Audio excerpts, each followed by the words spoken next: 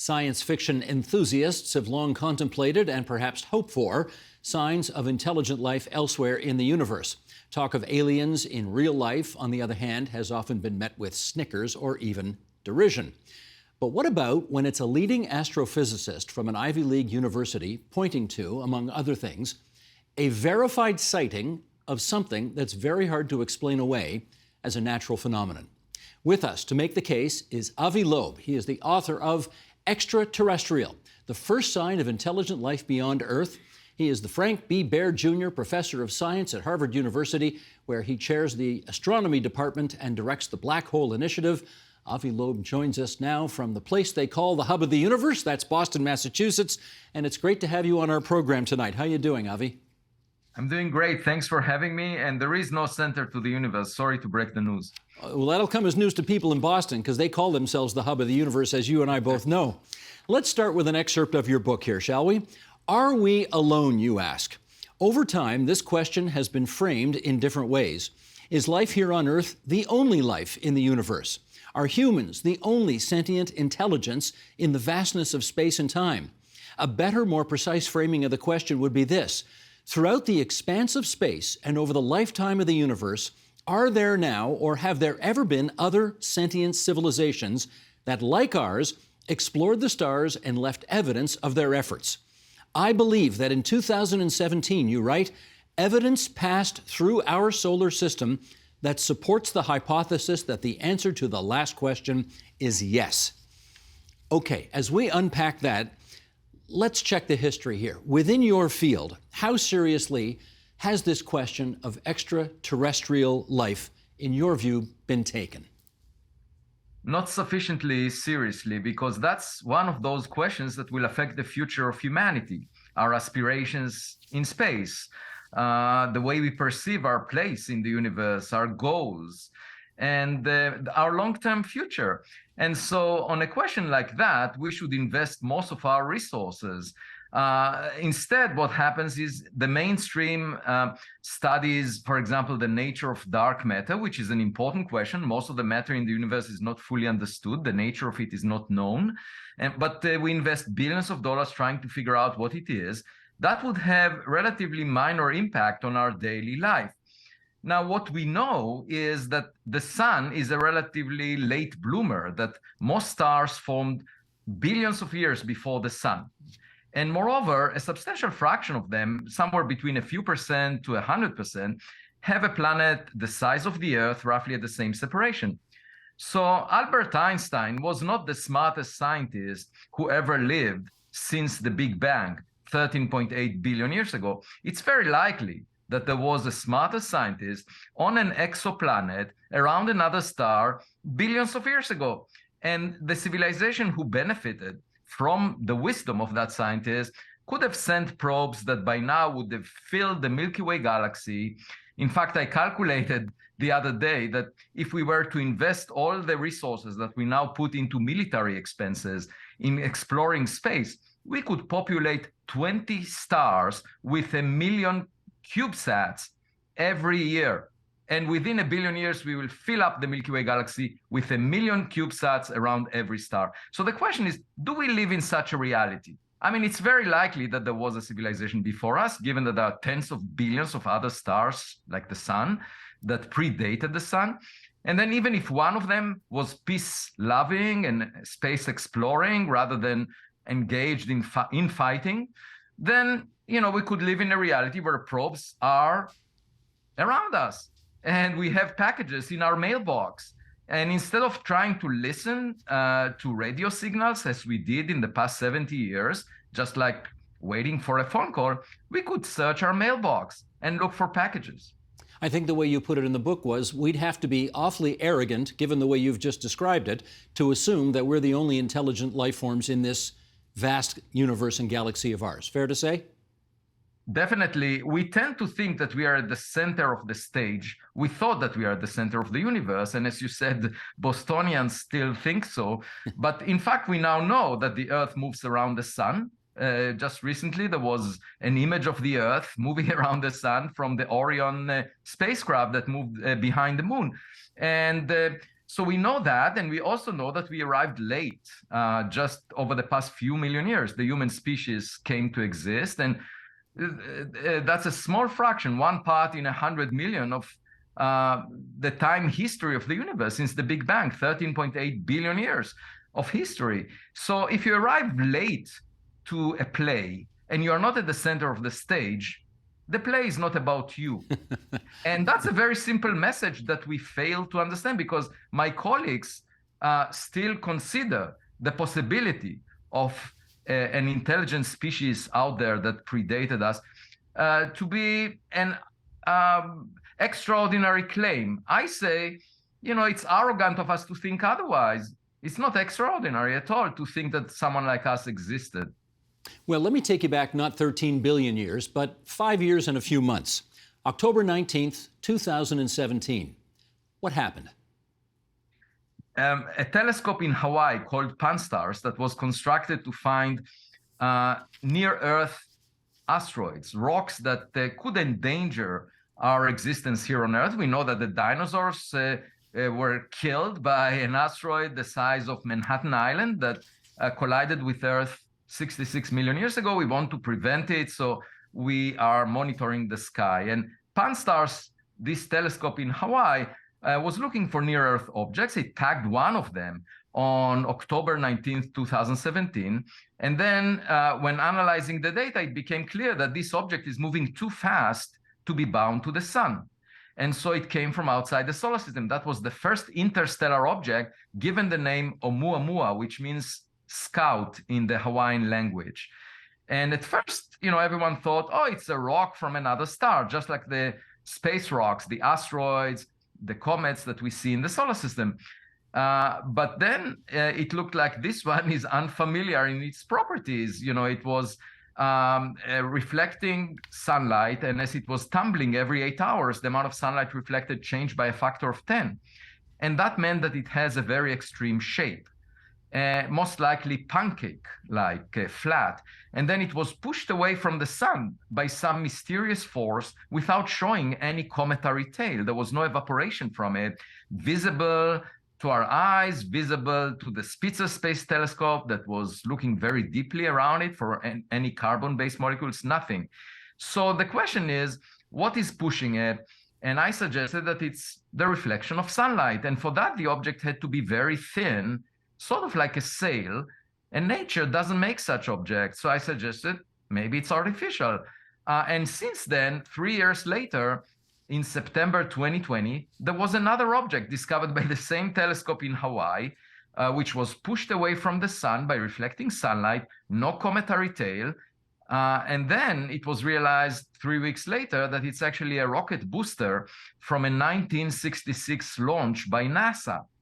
And it had thin walls, and it was made of stainless steel. That's why it didn't evaporate. And obviously, we know that it's artificial because we produced it. The question is, who produced Oumuamua? And is there a scientific consensus about what the answer to that question is 5 years later? No, so the mainstream of astronomers said it's an extraordinary claim to argue that this is an artificial object, and therefore it must be natural. And the suggestions that were brought to the table were maybe it's a rock of a type that we've never seen before, like, for example, a hydrogen iceberg, a chunk of frozen hydrogen. And the problem with that is it would get evaporated along the journey. The idea was that if it's a comet made of hydrogen, the hydrogen is transparent, so we can't see the cometary tail, but it wouldn't survive millions of years in space. And so another suggestion was made, maybe it's a dust bunny, a cloud of dust particles that is 100 times less dense than air. And the problem with that is when it gets close to the sun, it would get disintegrated because it will get heated by hundreds of degrees. And so there was a third suggestion made, maybe it's a nitrogen iceberg chipped off the surface of a planet like Pluto. And the problem of that is that there isn't enough solid nitrogen in the Milky Way galaxy to account for a large enough population of nitrogen icebergs such that Oumuamua would be one of them. But putting it aside, it's a natural tendency. If you imagine a cave dweller finding a cell phone, the cave dweller is used to playing with rocks. and would argue that the cell phone is a rock of a type that he had never seen before. But if the cave dweller has kids, the kids might take that unusual rock, play with it, get more data on it, and realize that if you press a button, you can actually record your voice. Well, as you point out in the book, it's the Sherlock Holmes explanation, namely, when you have excluded the impossible, whatever remains, however improbable, must be the truth. So let's take your position on this, which is Oumuamua is an example of intelligent life. If that's the case, what do you think the purpose of its visit here was? We don't know because we didn't get enough data. So science is based on evidence. And I would argue that we need even better evidence to be confident that an object is not a rock, not natural, but instead artificial. And the best evidence would be a high-resolution image or landing on it. If we see the screws and bolts on it, we know that it's artificial. If, on the other hand, we pass through it, we know it's a dust cloud. So it's relatively straightforward with good enough evidence to figure out what it is and then realize what its purpose might have been. At the moment, we don't know, and we need more data on objects like it.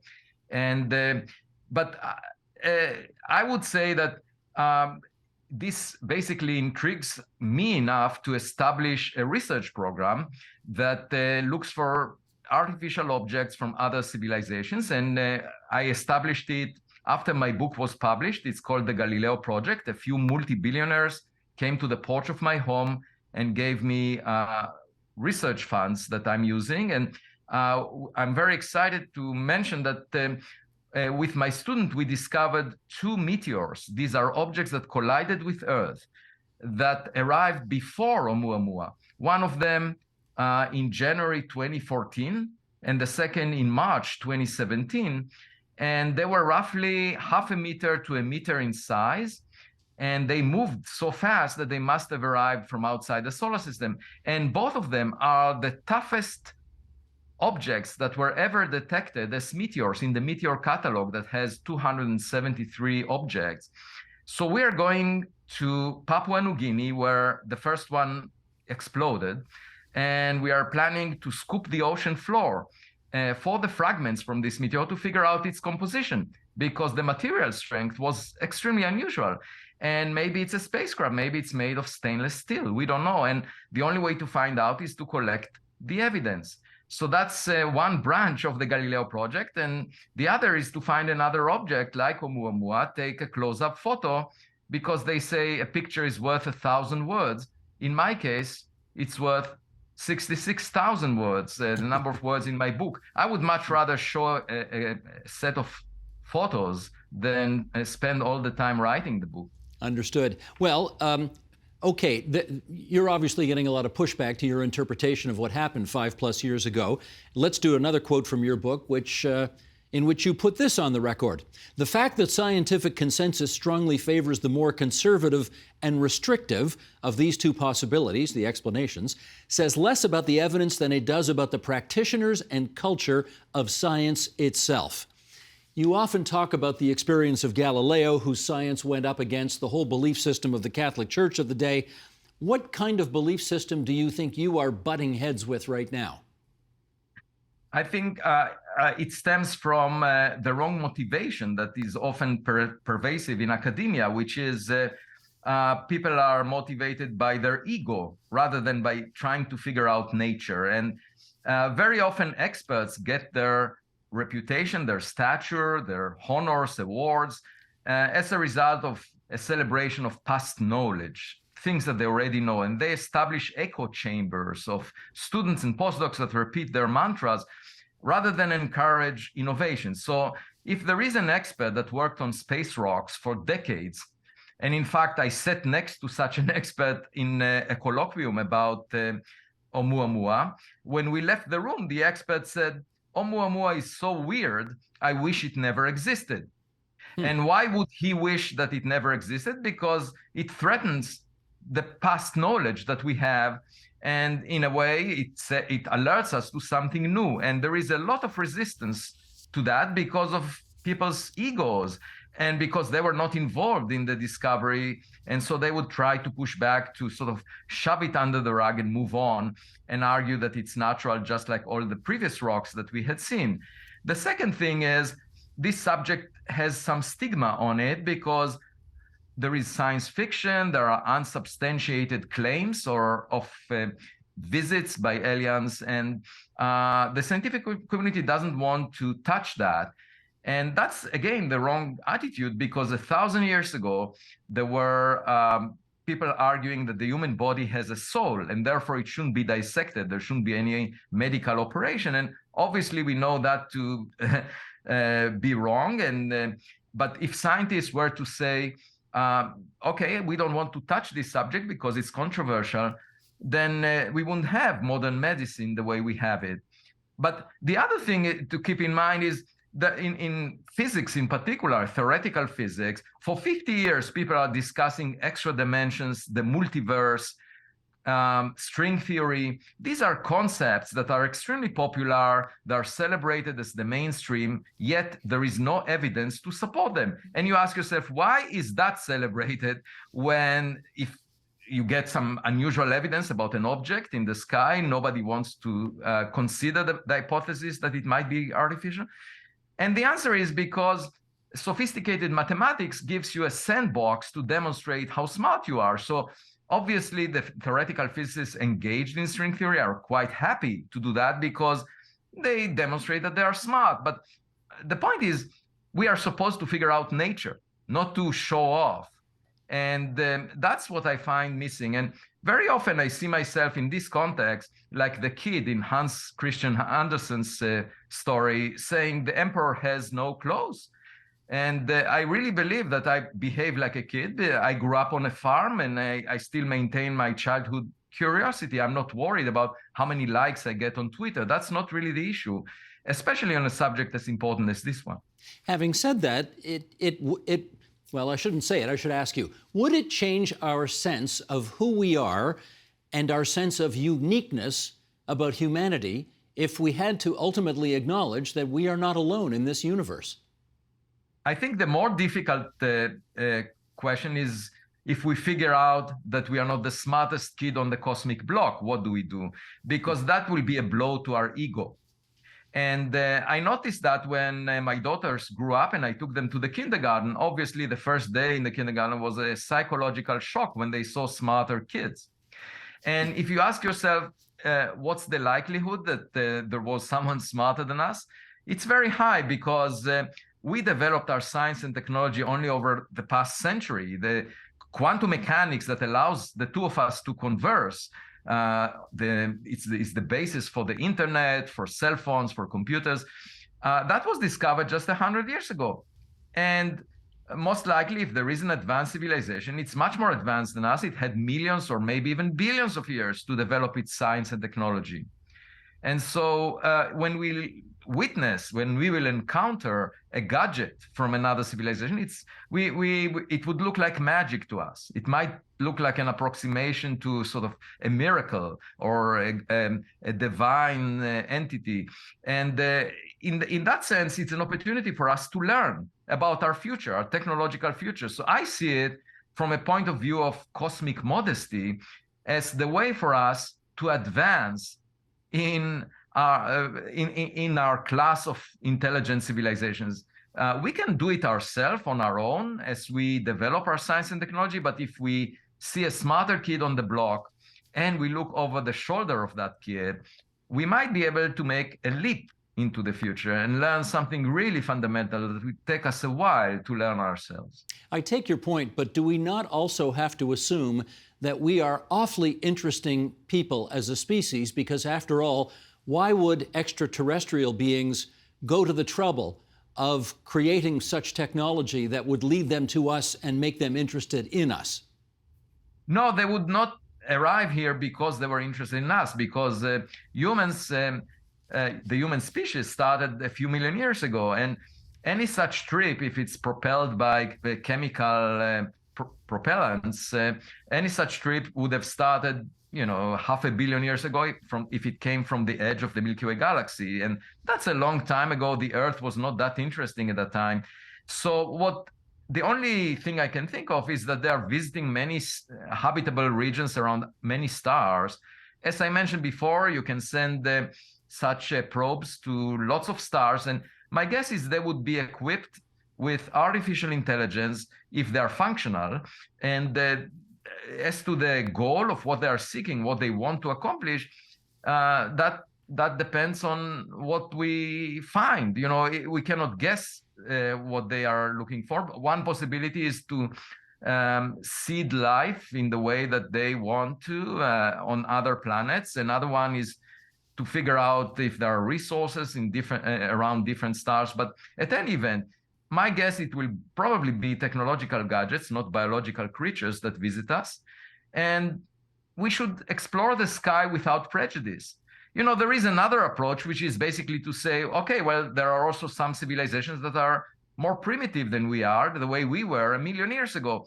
But it's a lot of work to go to those planets and start searching through the bushes and the trees for those more primitive civilizations. It's easier for us to sit at home and just look around and see who arrives at our front door. All right, in our last minute then, perhaps you could tell us about another venture that you're involved with. You're the chair of the advisory committee for something called the Breakthrough Starshot Initiative, founded, incidentally, by Stephen Hawking and Mark Zuckerberg, among others. What's the goal of Breakthrough Starshot?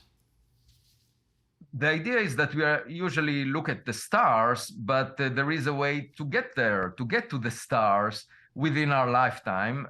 The nearest star is Proxima Centauri, 4 light years away, and it has 2 habitable planets next to it. So if we want to figure out whether there is life on those planets by visiting them, and we want to do it during our lifetime, since the distance is 4 light years, we need to propel a spacecraft at a fraction of the speed of light.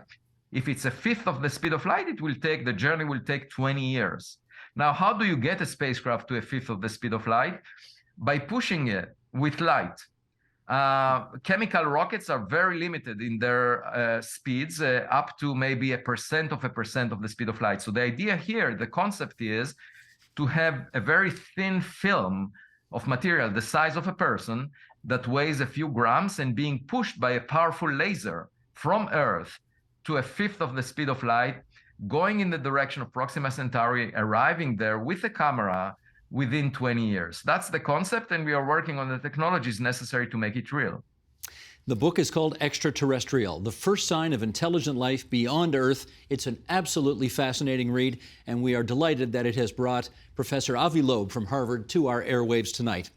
For your sake, I hope it happens someday for you in your lifetime. That would be awfully cool. Thank you for joining us. Thanks for having me, and I'm trying to make it happen. Within 6 months, in August 2023, there would be my next book, a follow-up on this one called Interstellar. Terrific. We look forward to reading that too. The Agenda with Steve Paikin is made possible through generous philanthropic contributions from viewers like you. Thank you for supporting TVO's journalism.